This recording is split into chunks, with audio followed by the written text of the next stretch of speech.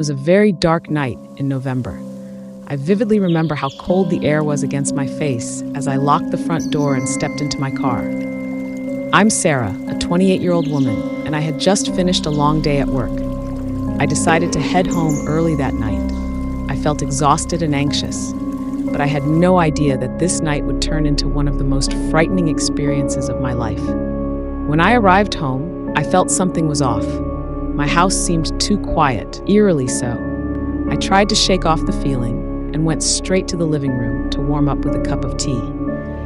As I settled on the sofa, I noticed that the living room lights were flickering in a very odd way, not like they usually do. I tried to reassure myself that it was probably just a simple technical issue, like a loose wire or something similar.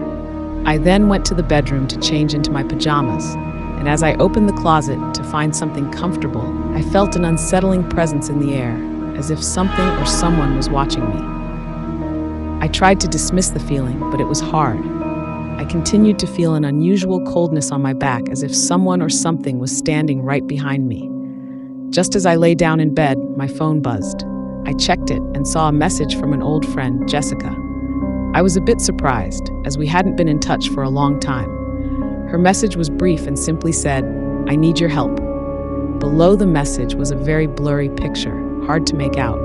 The image looked like a dark room with a faint light coming through a window, but I couldn't tell for sure what it was. I decided to reply, asking if something was wrong. Jessica responded quickly, saying, "I'm here, but I can't get out. I don't know where to go." This message made me even more confused and anxious. I tried calling her, but there was no answer. I felt trapped in a very puzzling and terrifying situation. I sat on the bed, trying to figure out what to do. Suddenly, I heard a scratching sound from outside the bedroom, like something moving furniture. I froze, my heart racing. I decided to investigate the noise and left the bedroom. As I walked into the living room, the lights went out completely. I was engulfed in total darkness, unable to see anything. I felt a wave of fear and fumbled to find the light switch. As I searched for the switch, I felt a cold touch on my hand.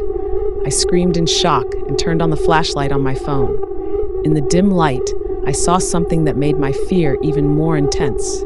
There were black handprints on the wall, as if someone or something had touched it with dirty hands. It was truly horrifying and made me feel like something very evil was in my house. I hurried back to the bedroom and tried to contact Jessica again, but there was still no answer. I felt isolated and extremely anxious.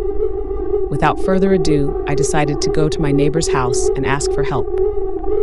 When I arrived at their home, I explained what had happened, and they were very concerned. We decided to go back to my house together to check everything out. When we got back to my house, the lights were on again, and the scary handprints on the wall had disappeared. However, Jessica still could not be reached. We searched the entire house, but found no signs of disturbance. Everything seemed normal, as if nothing strange had happened. The next morning, I received a message from Jessica saying she had never sent the message and didn't know why the picture and message had appeared on my phone. This left me completely baffled and deeply unsettled. To this day, I still can't explain what happened that night. I don't know if it was just my imagination or something more terrifying. What's certain is that that night made me constantly on edge and unable to sleep soundly. Sometimes, I still feel like something is watching from the corners of my house, and I can never forget the cold sensation that touched my hand in the darkness of that night.